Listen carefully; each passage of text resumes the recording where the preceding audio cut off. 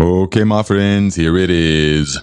The Monday morning live stream at the Thrive Like a Viking headquarters, zone 5/6, but the zone doesn't really matter. All right, can you guys hear me? You got to let me know where you viewing from.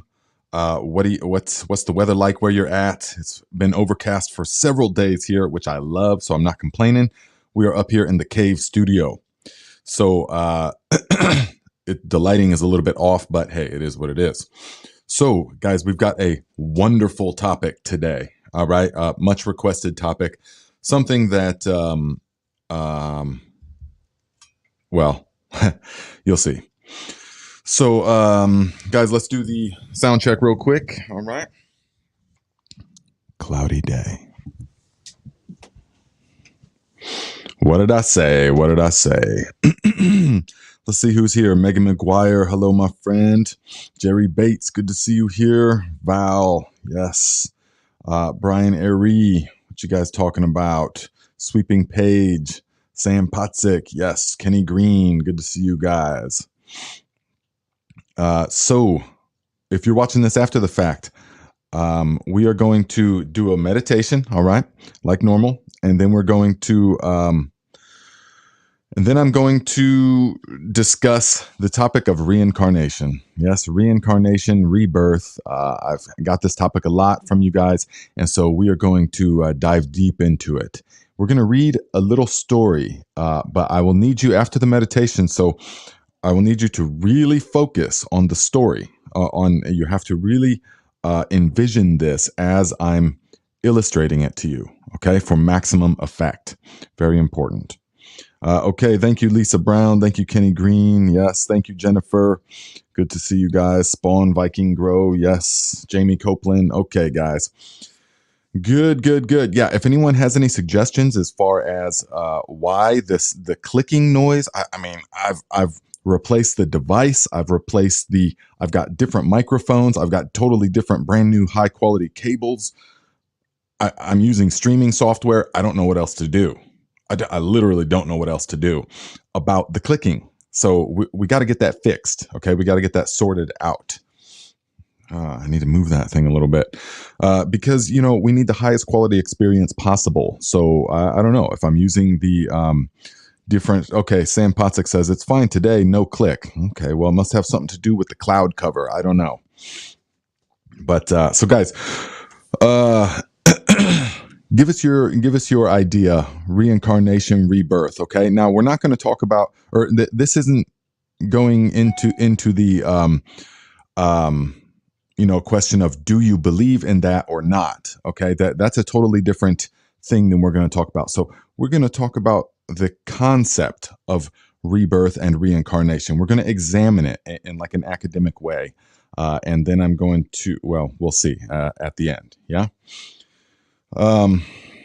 Kenny says, if you're using a computer, it's your bit rate. Well, I've used my iPad. I've also used my iPhone. So I have not used my desktop yet, though, because that would be a real hassle to have to move all the equipment and everything to where I do the different things. But we'll see. We'll see. I'd be willing to do it. You know, I'd be willing to do it. Okay. So we're going to get into the meditation here in just a moment. But guys, the kettlebell training, man, I'm testing out some different programs for you guys because I've got a lot of requests about that. And I can say that I'm definitely finding the good ones. Very simple, very easy to follow, total body, all the stuff that you want from a quick and easy training regimen, all with one instrument, the kettlebell. It's so good. So good for all those things.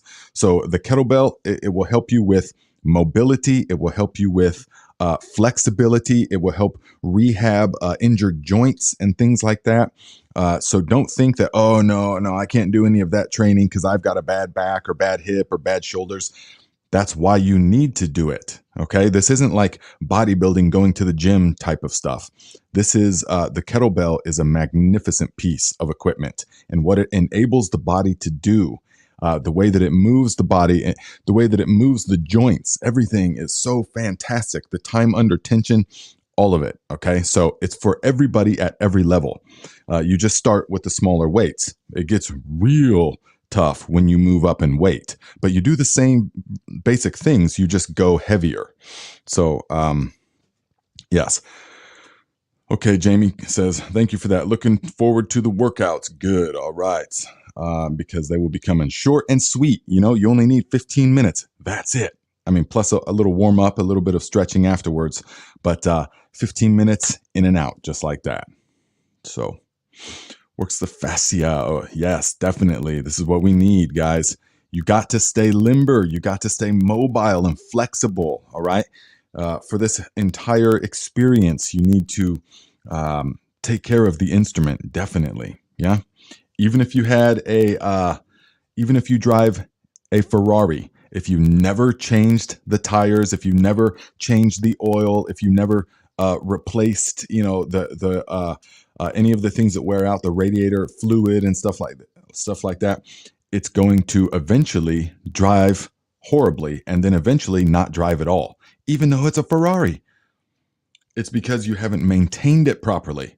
So likewise, the body is the most magnificent Ferrari, way beyond that capability. But you need to maintain it through cleansing, through kettlebell training, through breath work, through cold training, through sauna therapy, all these kind of things, through learning to speed read, through taking the Wim Hof course. Hopefully you guys are getting in on all that good stuff. All right. Yeah, Jerry Bates here says it cured my shoulder in 3 months after waiting for 2 years for healing. Yes, definitely. The range of motion. And Jerry, you're going to like the simple program that I've been training with and developing. Yeah, it's just a couple of moves and very effective, magnificent. Okay. So let us get into the meditation, guys. We are going to do a little 5 to 8 minute meditation, yes, and then we are going to talk for a moment, and then I'm going to read you something that it's a short story, okay, but it illustrates a topic that it paints a picture that has the potential to some people to be absolutely life-changing. How do I know this? Because when I was first exposed to this very short story, it painted a picture in my mind that suddenly rocked my whole world. But I was at a place to receive it. That's the key. I was at a place to receive it. Okay. I was in the Singing Trees Recovery Center. My life was a mess. Okay. This is many years ago now. But it came to me at that point, and it totally rocked my whole understanding of my life and everything. And it made such a deep, lasting, profound shift in me that it's never been the same. Things have never been the same after that. It was the beginning of true awakening. So, but there's no guarantee that it's going to do that for anyone else, because I was at that point in my life that I could receive that. Maybe some of you will be as well. I don't know. But nonetheless, this is what Infinite Spirit is guiding us to do. This is what Infinite Wisdom is telling us to say. So we don't even have to think about it. We just do it. Hello, Muddy Paws. So the meditation. Let us all take 3 deep conscious breaths, breathing fully in, hold, let it go. Again, breathing fully in, hold, and let it go. Last one, breathing fully in, fill the lungs, hold, and let it go.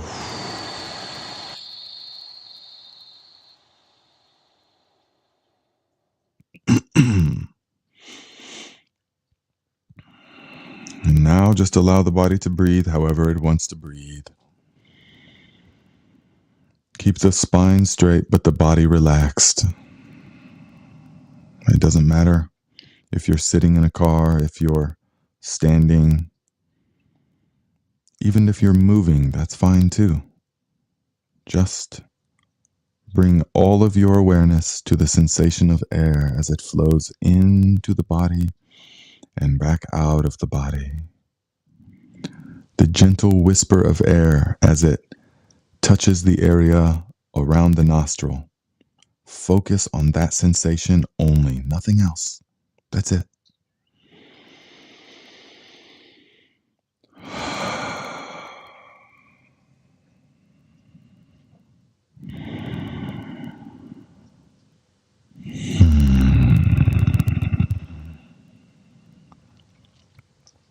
As you breathe in, rest your awareness on your breathing.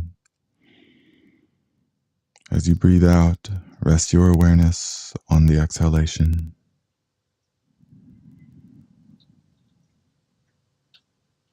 There is no need to think of anything else. Learn to clear the mind. What does that mean?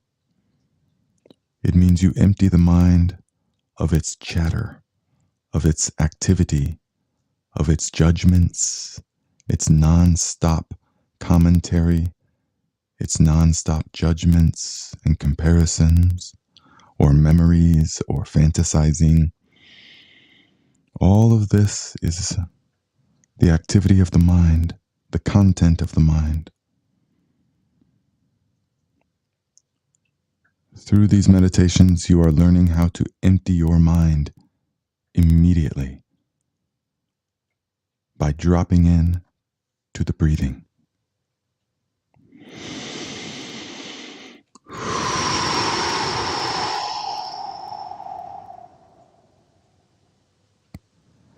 If thoughts or images fill the head, as soon as you realize this has happened, you just let it go.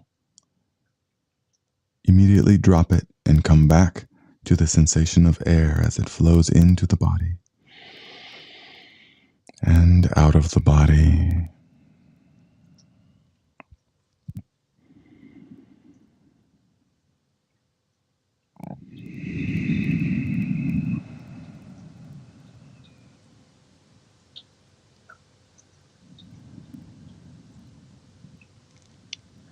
Since this is a guided meditation, I am saying things to illustrate certain points or emphasize certain things that I feel are important in this practice. But when you do it in your day-to-day life, no need for anything. No music, no picture of a guru in your mind, no candle flame, no incense. All those things are fine, but you don't need them. The one thing that is always with you from the moment you are born until the moment you die is the life force, the prana, the breath.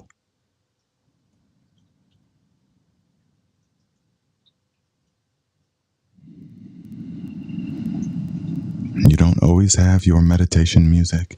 You don't always have your incense or your candle flame or any of that. The breathing is all you need.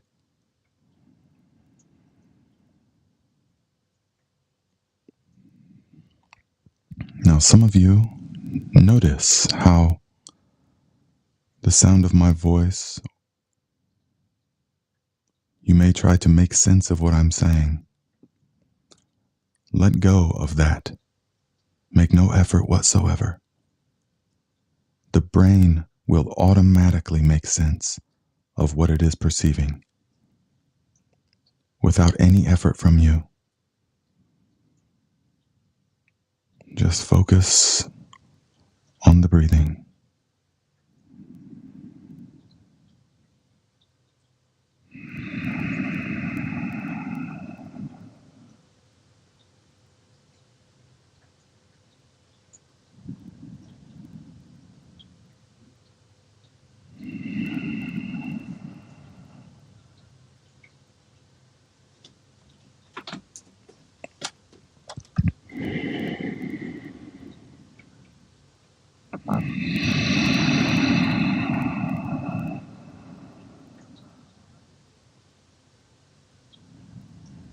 Remain focused.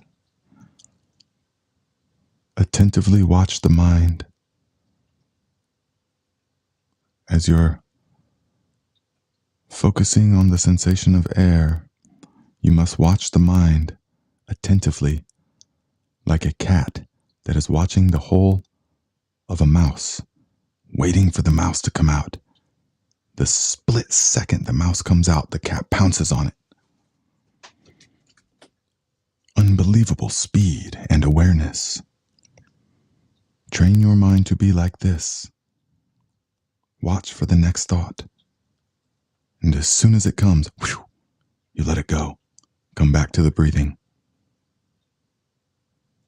This will give you a profound level of control over your thoughts and therefore your mood, your states of mind, your emotional charge, everything becomes open to you. But it takes training. And this is the training.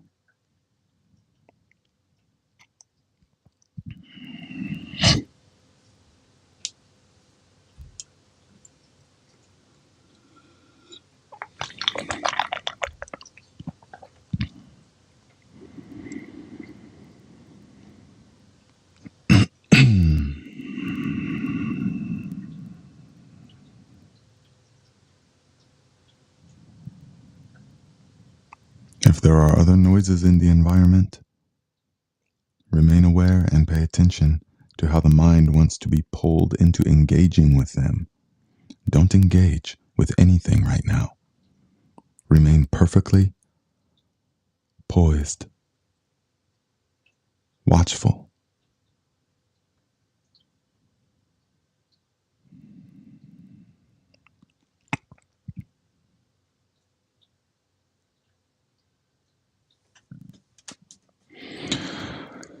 Together, let us take 3 deep conscious breaths, breathing fully in. Hold. Let it go. Again, breathing fully in, fill the lungs. Hold. Let it go. Last one, fill the lungs. Hold. Hold. Let it go.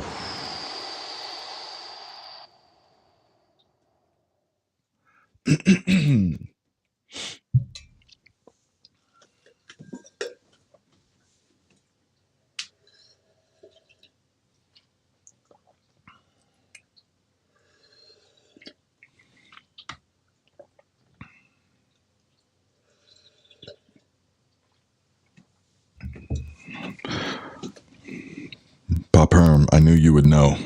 I knew somebody would know. Okay, so, guys, your meditation practice should be primary in your life. Among all other practices, it reigns supreme because it is the foundation by which all of your other senses perceive this reality. So it means that by learning to control your mind and your thoughts and to observe, you will, all the other control to everything else will open up to you deeply. And that's when the real exploration begins, is once you have control. Most people have no control over their mind, none whatsoever. They are a reaction, a bundle of reactions. Essentially, the ego mind is like a computer program, and based upon inputs, it has an output. It's reactive. You have no control. When you're living in the ego mind, there's no such thing as free will of any kind. Input, output, reaction. That's the ego mind. Yes? Once you start to train the mind otherwise, you will see its effect in your life. Guys, let us know some of the effects. If you're watching this after the fact, put it into the comments. the effects that meditation has had in your life. They're very concrete, many of them.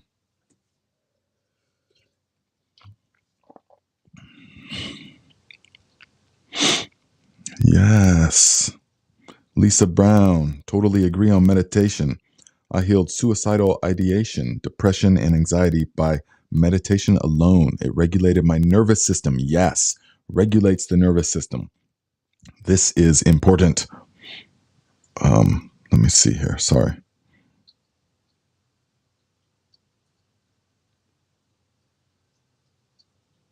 Wait.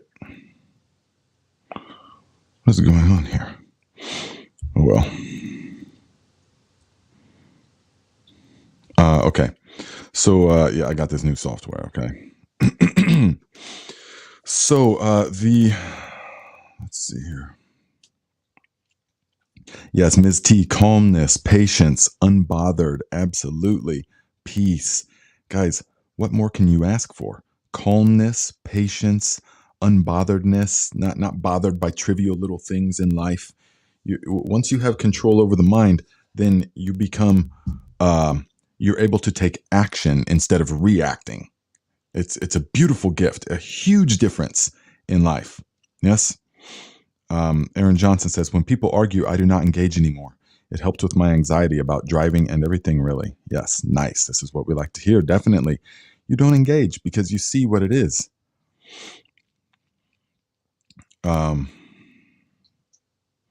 Sweeping page. Yeah, I don't.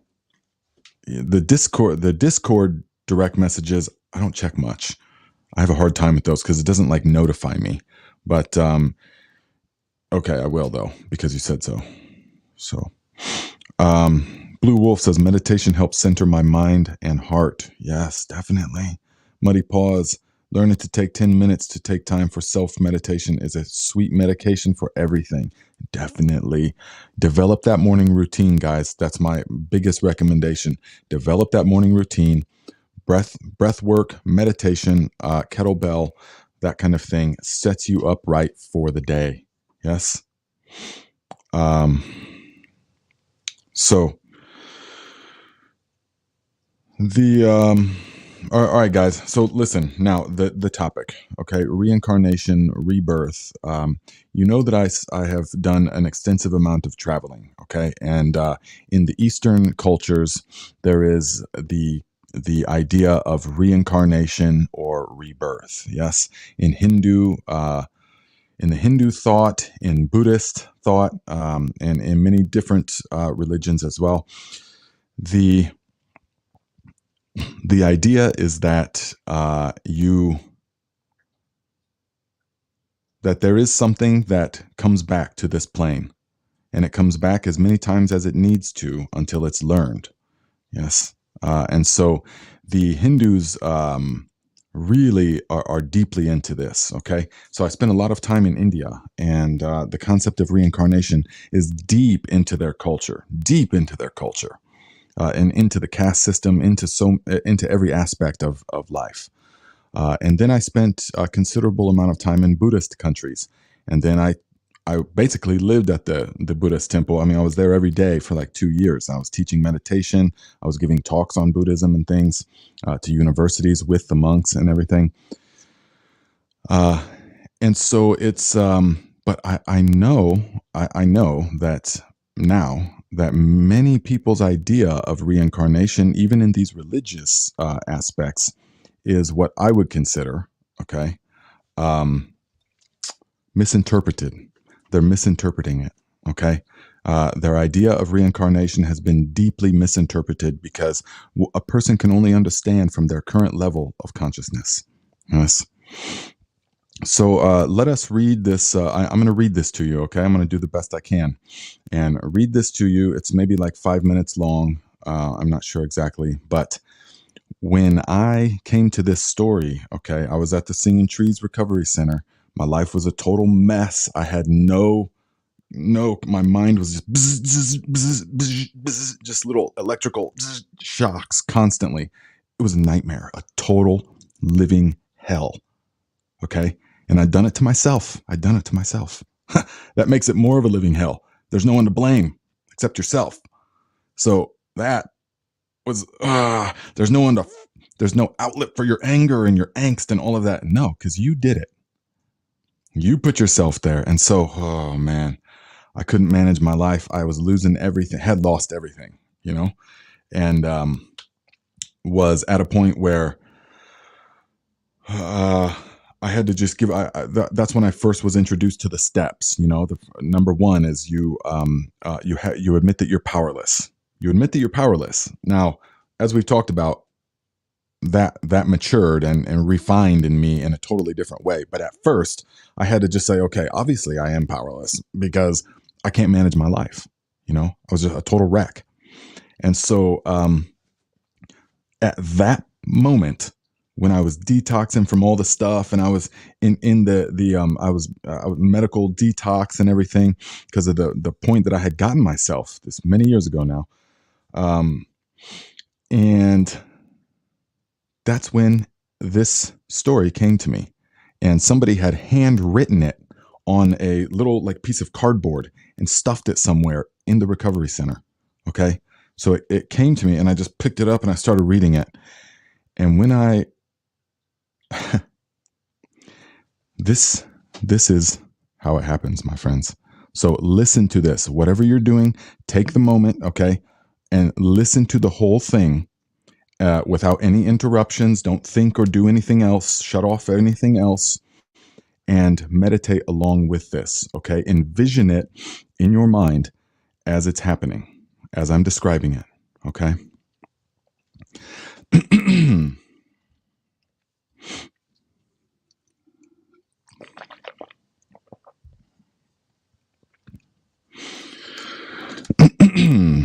You were on your way home when you died. It was a car accident. Nothing particularly remarkable, but fatal nonetheless. You left behind a wife and 2 children. It was a painless death. The EMTs tried their best to save you, but to no avail. Your body was so utterly shattered, you were better off, trust me. And that's when you met me. What happened? You asked. Where am I? You died, I said, matter-of-factly. No point in mincing words. There was a truck and it was skidding. Yep. I died?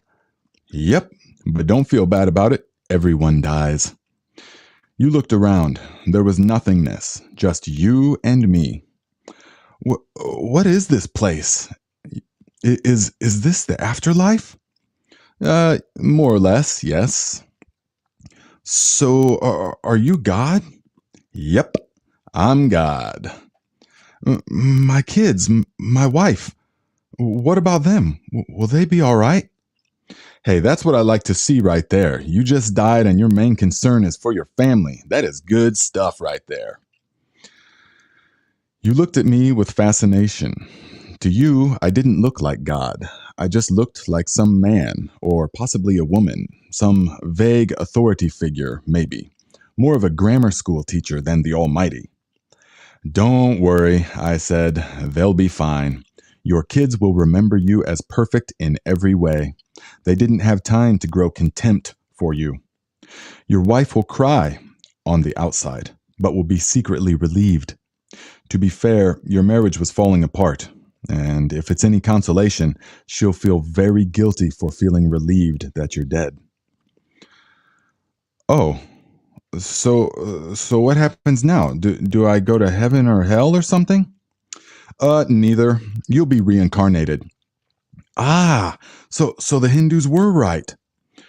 Well, all religions are right in their own way, I said. Walk with me. You followed along as we strode through the void. Where are we going?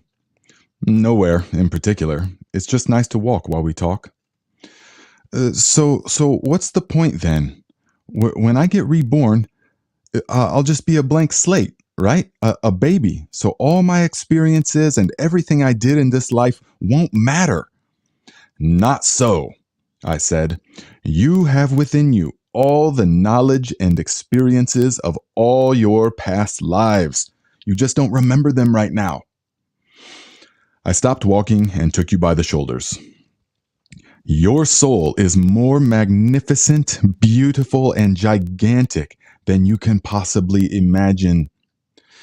A human mind can only contain a tiny fraction of what you are. It's like sticking your finger in a glass of water to see if it's hot or cold.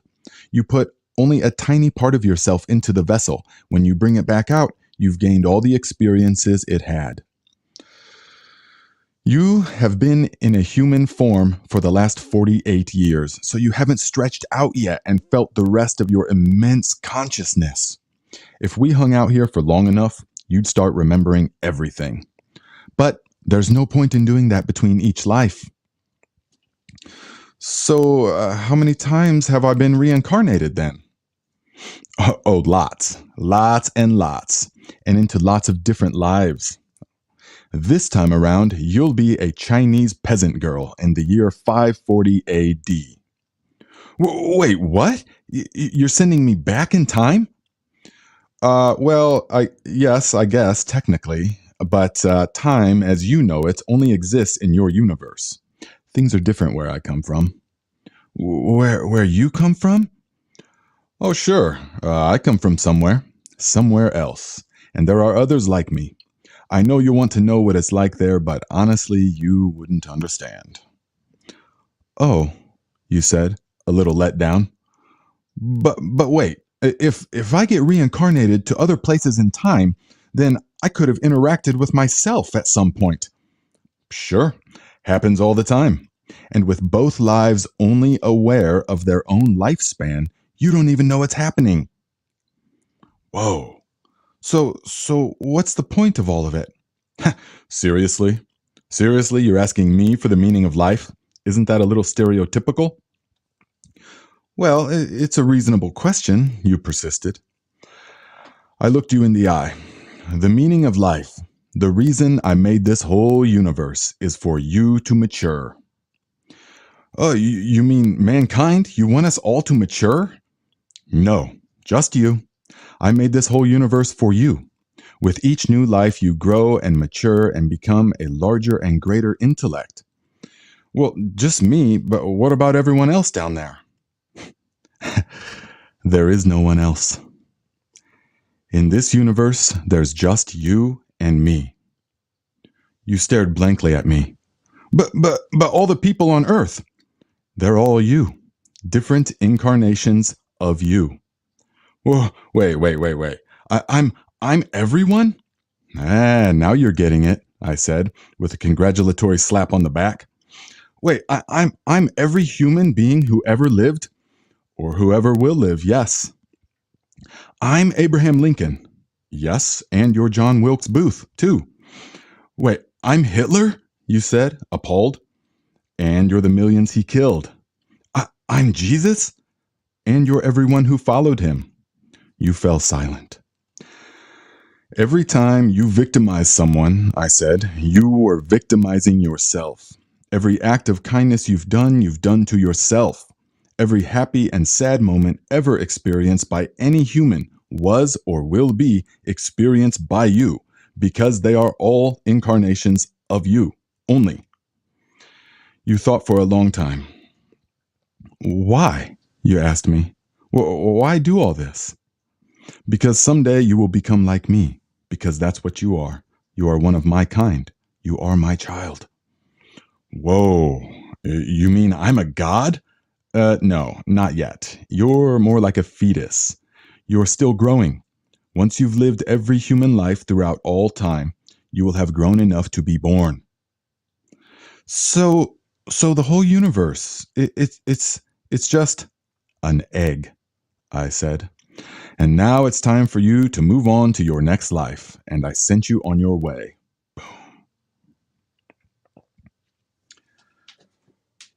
So,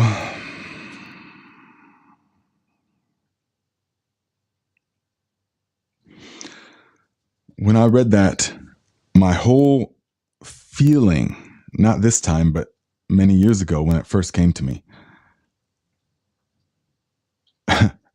it became crystal clear. It all became crystal clear. From that moment forward, I understood exactly what all the religions were trying to say, not all of them, but the reincarnation were trying to say. The Buddha says, wherever you go, there you are. There you are. Wherever you look, there you will find yourself. Now, that always was like a concept I kind of understood, but there you are. Only you. The Hindu concept, reincarnation as well. Everything became crystal clear. It all made sense. And when you realize this deeply, when you deeply realize this truth, instantly, and I'm not talking about conceptually, I'm talking about if it's your time and it happens, the energetic, whoa. When that happens, with this concept, this reality, instantly, your heart becomes full of compassion, filled with the deepest compassion there could possibly be, filled with goodwill and kindness towards your fellow human. You understand what everyone tries to say. We're all one. We're all one. We're all different. You know, most of the time we think that, most people, vast majority, think that, okay, we're all separate individuals in this together. We're not separate individuals. There's only one. There's only one. There's only ever been one. When you realize this deeply, all thoughts of jealousy towards somebody else, it evaporates immediately. You begin to rejoice in the successes of others. You begin to love when you see people thriving in life. You want them to thrive. You want them to thrive. When you realize this deeply, that's all you want, is for everyone to feel peace and to feel satisfied.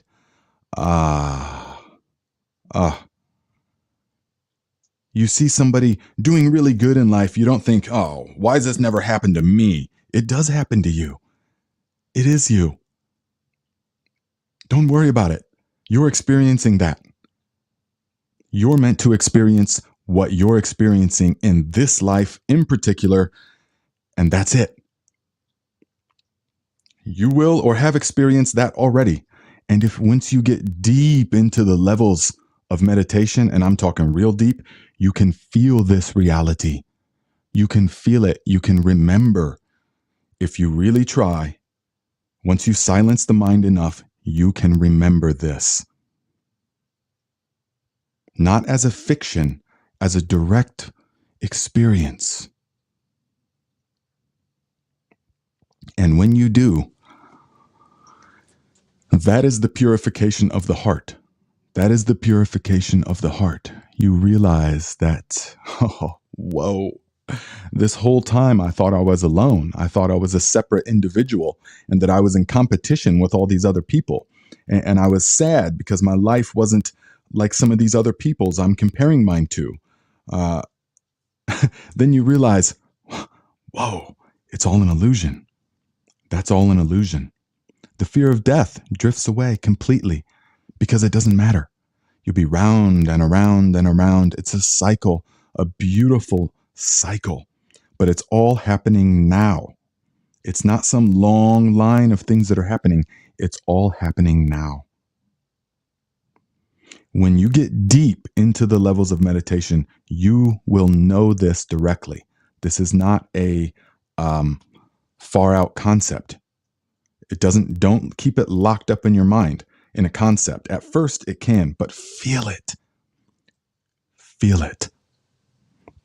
And you will know that it is becoming a reality for you when you see other people succeeding and you feel good. You just feel like, man, I'm so happy that you are thriving. Truly. And you're not just saying that. You're not just, well, that's good for you. Oh, I'm really happy for you. Most people say that and they don't really mean that. Even if it's subconsciously, they're trying to convince themselves of that. But once you wake up to this fact, this truth, then it's real. I mean, it's totally real. You're very happy for them. Likewise, when you see the suffering, when you travel through India and Nepal and places with actual poverty, not America. America has no poverty in comparison to other countries that have real poverty. When you see this, your heart, it's a whole different level. You're experiencing it with them. It's the ultimate, this realization gives to you the ultimate level of empathy. You would never do anything that would harm anyone else again, because you understand now there is no one else.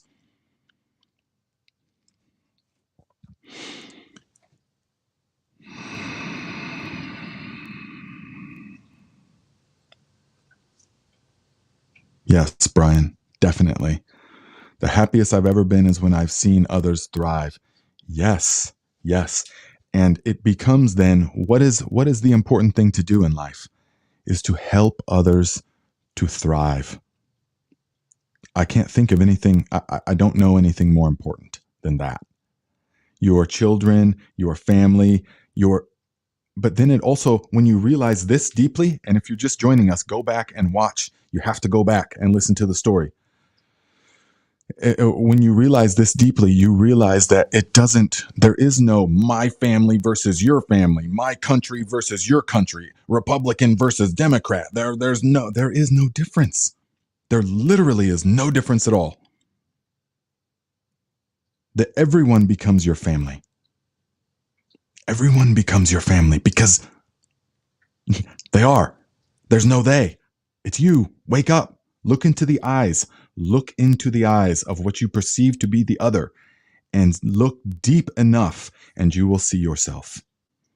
You will see it back there. You just forgot. You can remember. You can remember.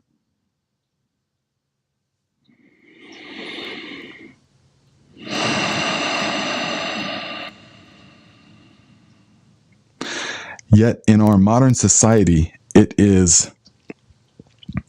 we are conditioned to believe the polar opposite of this, that you are an individual.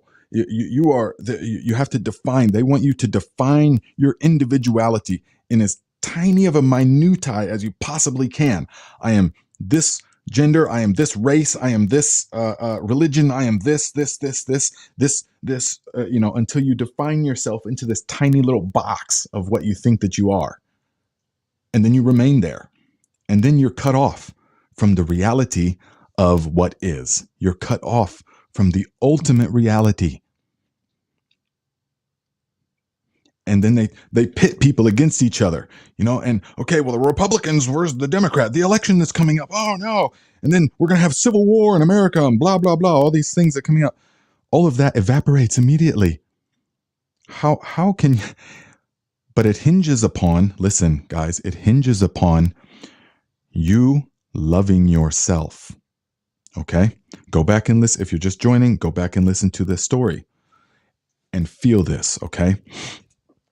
And don't think about, do I believe this or not? Just feel it. All right? Reserve any of that till later. It hinges upon a person already have doing enough work or living their life in such a way that has brought them to the point where they love themselves truly. Thank you, Kathy. I appreciate that. If you have not come to the point where you love yourself truly, then when you hear this story and you realize there is only one, there is only you, every human who ever has been or will be are just various incarnations of you. If you don't love yourself already, even subconsciously, you're going to reject that. That's not, no, because I'm better than these other people. You see, you've lived your whole life and I'm better. Or the ego will also say, I'm worse than all the other people. I'm worthless. The ego doesn't care if it's a pride-based ego or the opposite, a worthless. I'm worthless ego. The ego doesn't care about that. Okay. So if you're still operating under that standpoint, you'll probably reject this truth. Okay. But once you've healed yourself and you love yourself unconditionally and you don't do things that are self-destructive anymore, you don't destroy this beautiful temple that you've been given, this body, the most magnificent instrument that you could ever own. And most people are just destroying it because they actually self-loathe themselves. But once all of that has been worked through, or whatever it takes, whatever has to happen, and you truly love yourself unconditionally, and you've got yourself to the point where you're patient with yourself, you're understanding, then you can expand this and think, wow, this whole time I was under the delusion that there were other people here. And you don't feel lonely. It's not like, oh my God, there's only me? How lonely. No, not alone. All. Do you understand the difference? It's not that I'm alone, it's that I'm all. Wow. How expansive that feels. Wow. So,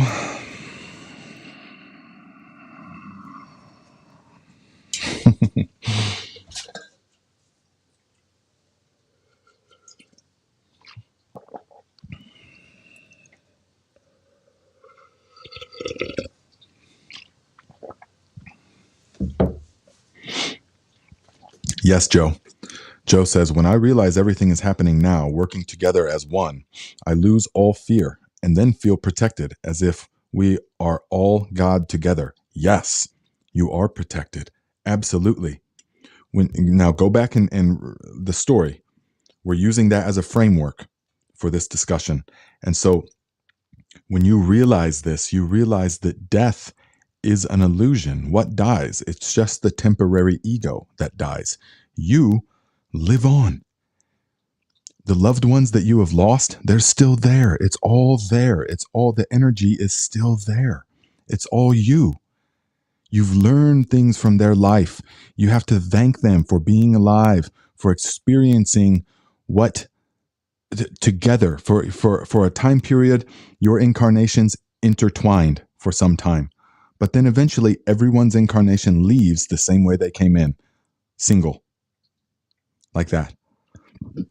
And suddenly you become so grateful that each person has their own life because it's giving you a wider base of knowledge, the ultimate you. And you can feel this. You can tap into these things in this incarnation right now when you bring yourself to a level. Thank you very much, Joe. I appreciate the contribution. When you bring yourself to a level, you can feel these things within.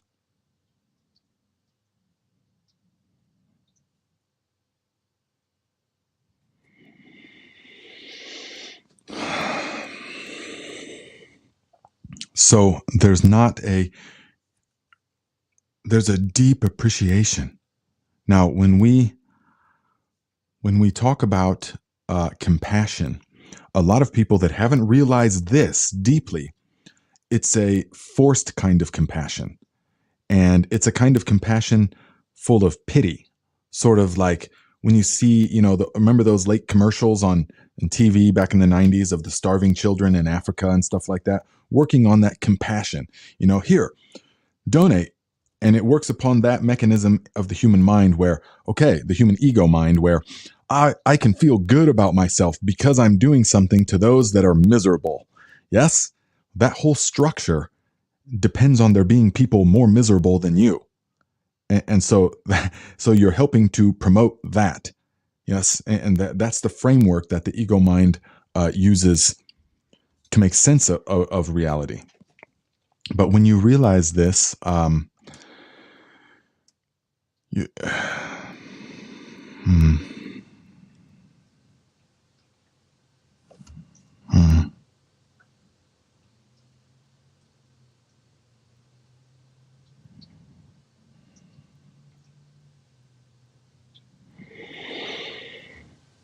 yes.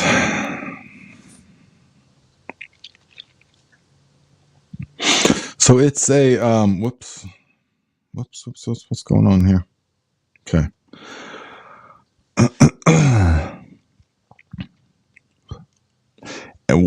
This made sense to me, deeply made sense, and rocked my whole world because of what I had already experienced to that point in life.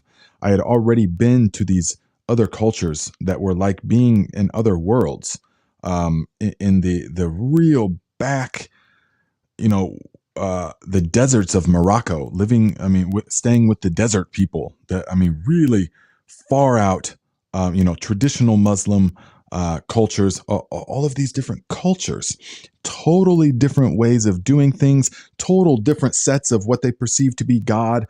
They all think that I mean, as far as the religion, they all think that theirs is, of course, the right one, and each one is totally radically different, all of these things. And so my mind is like trying to compute all of this. And when I come back to America and things are so, divisive here, and just so talking about countries and, well, other cultures, and as if there's something that's separate from us, and then the whole concept of war just blew my mind after I was spending time with these people, thinking, how are wars happening? Because these people here that I've stayed with for months, that I'm relying on and things, they're Muslim, and they're the kindest people I've ever experienced. The hospitality of the traditional Muslims was beyond description. I mean, it was amazing living with these villagers, riding my bicycle, and going along and staying with them. Was just a mind-blowing experience, and you get the realization that there's not other people, that they are your brothers and sisters. There's no difference between the people and your family. There feels like there is. I mean, there is in one way, of course, but deeper, when you begin to look deeper in life, what's the difference? There is no difference. How are you dropping bombs on these people? On anybody? How's anybody dropping bombs on anybody? This is a darkness. This is a darkness that has been implanted into the psyche of the human mind. Yes? Because when you realize deeply that it's all family and it's all ultimately you. How are you? Yeah. So then you begin to understand that, of course, wars are not fought by the people that start them. Wars are fought by the people that don't start them, that are just following orders. So many different kind of things. Many different kind of things. John Saldana, I hope you go back and watch the rest of this. I hope you watch the whole thing. Please go back, listen to the entire thing. Okay. Yes. Matthias, definitely you need to rewatch the whole thing. Very important. Okay. Hello, John Saldana. Yes. Hello and love from Colombia. Still living. Good. Please go back and watch the rest. Definitely. This will speak to you. Yes. Lita Knows says, my father believes I might be his mother reincarnated. Well, if we are going off the framework of the realization in the story, you absolutely are. But you are also your father. You are also every human that ever has been or will be. And a lot of people, that's can be too much for them to really contemplate. It can give them cognitive dissonance, spiritual vertigo. Whoa, that's just too much to even, so far beyond the whole way that they've been making sense of the world up to this point in their life, that they can just kind of reject it, or they just kind of not get it, and that's perfectly acceptable. It doesn't really matter. It doesn't really matter. But to certain people, they will be ready for this, and they will see it deeply. And all negativity, all hostility, all ill will of any kind whatsoever instantly evaporates. All depression, poof, all of this, it goes.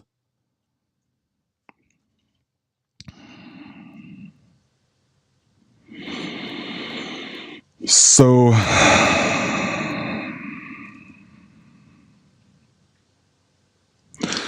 okay, guys, let us see here.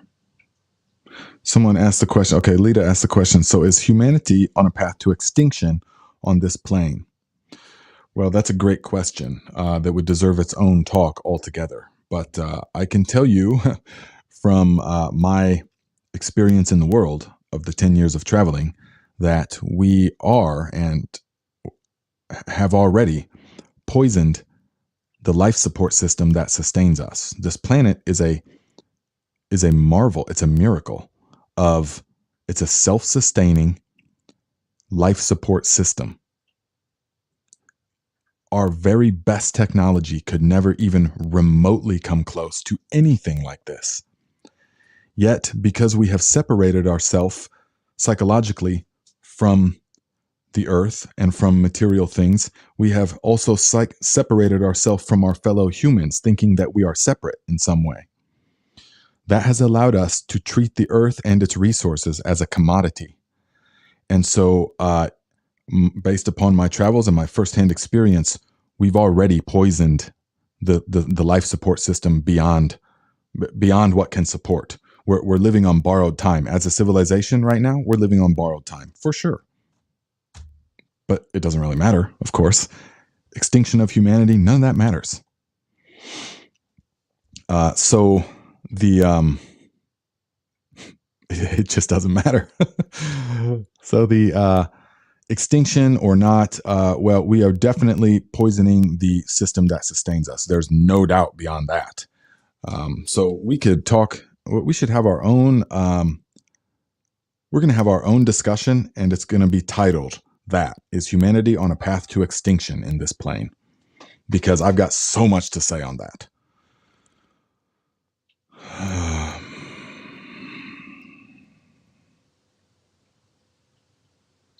Yeah, oh, I know, Sam Patsik. But nowadays, I just want to see how all this plays out. I know. I know.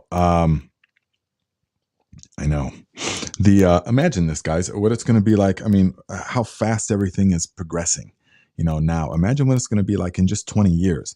It's going to be 2044. 2044. Most of us will all be alive still. Imagine 2064. 40 years from now. 2064. How much things are going to... I don't know.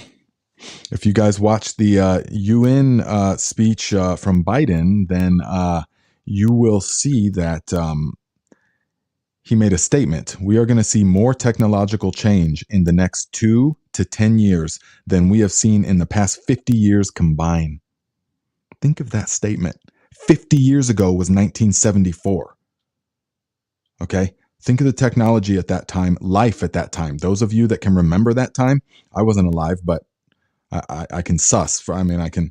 So the technology of that time till now, we're going to see more change in the next just 2 to 10 years than in the past 50 years combined.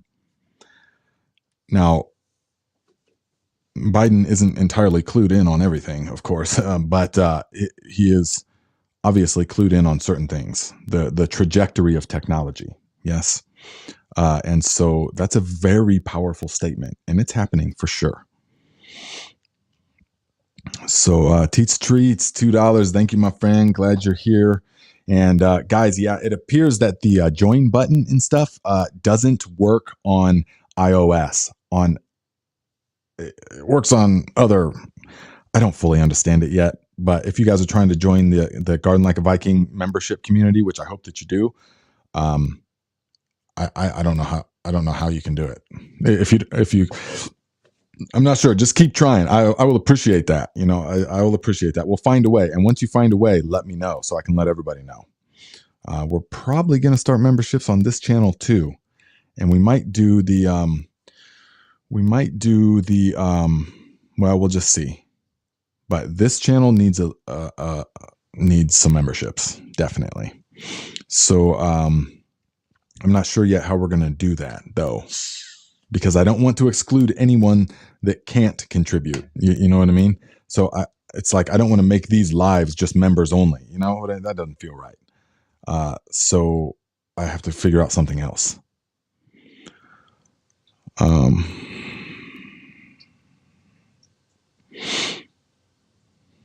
Okay.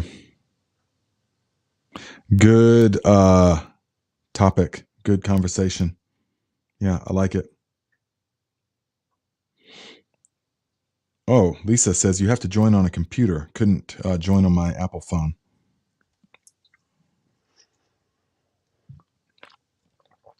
Okay, good, Aaron Johnson. Got your stickers. Yeah, if you guys want stickers, let me know. Give me your address. I'll be sending them out for sure. Plenty of stickers. There'll be many more types of stickers coming. There'll be much more merch. So I'll just be sending it out to you guys. You know. Ooh, Freebird, send me that link, please. It says, I found a video on YouTube on how to join when you have iOS. Send me that video, please. I'll put that link in the description of the gardening stuff. Okay, guys. So I hope that you gain something from this. Okay. I hope that you gain something from our talk today. And please put it in the comments, future topic ideas. Okay. Put it in a question format. Put it as long as possible. Kenny Green, don't worry. I still got yours brewing. I just didn't feel it all comes at the right time. You know, many of you guys have suggested things. It all comes at the right time, of course. Yes. So remember, do all your shopping on Amazon through the Garden Like a Viking storefront. Just enter Amazon that way, and then we get the credit for that. And I know you guys are doing that, so it's really I'm thankful. So, okay, guys. Infinite Spirit goes before me and opens the way. Infinite wisdom tells me what to do and what to say. Infinite Spirit goes before me and opens the way. Infinite wisdom tells me what to do and what to say. Infinite Spirit goes before me and opens the way. Infinite wisdom tells me what to do and what to say. When you realize this truth, my friends, you no longer concern yourself with, did I say the right thing? Was it the right time to say that? Should I have said that? Of course you should have. Everything is happening exactly as it's intended to, and cannot happen any other way. Otherwise, it would happen that way. Thank you for the contribution, Kathy. I appreciate that. You should video the story we just read. You know, I thought about that, but I would have to do it. I mean, obviously, it's not my story. So it's Andy Weir, the writer of The Martian. It was one of his first published short stories. But I thought about doing it, but more like in Travel Like a Viking style, where I dress up as the guy that just died, and then I can sort of dress up as the god figure, and I'll cut back and forth. You know what I mean? I'll cut, and that way I can really give the feeling of being the Almighty, you know, as opposed to being a guy just lost and kind of scared and you know, and I'll have a different clothes on and stuff. I think I should do something like that. Yeah. What do you guys think of that idea? I think it's worth it, but I'll have to title it The Egg by Andy Weir, and then, you know, whatever else I put behind, because he's get full credit, you know, full credit. It's so simple, but obviously Infinite Spirit was going before him and opening the way. Infinite Wisdom was telling him what to do and what to say, obviously.